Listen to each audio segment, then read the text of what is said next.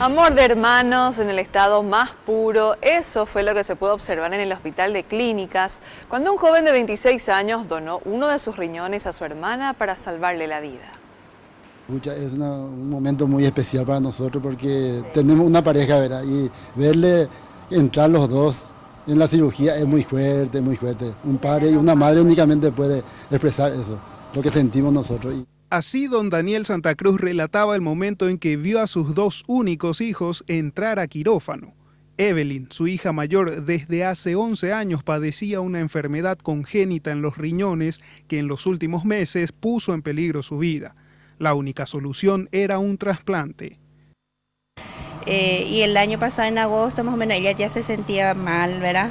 Y entonces acudimos acá a nefrología, quitó cita, vino a consultar, se le hizo todos los estudios y en ese estudio ya estaba ella, sus riñones ya no le funcionaban. Ella sí orinaba súper bien, todo eso, pero no tiene nada que ver, había sido. Porque viste que es como un filtro el riñón y eso ya no hacía esa función, ¿verdad?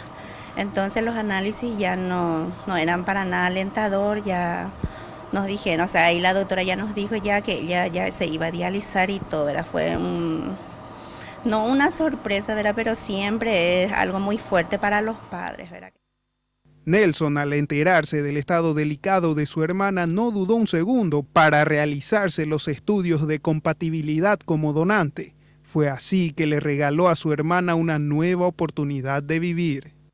Sin pensarlo fue. Él no sé, yo le dije, vos ahora le diste la segunda vida, vos le pariste ahora a tu hermana. Y realmente es así, ¿verdad? Porque si no fuese así, ella vida ya no iba a tener, ¿verdad? Yo le digo, ahora vos le pariste a tu hermana, ¿verdad?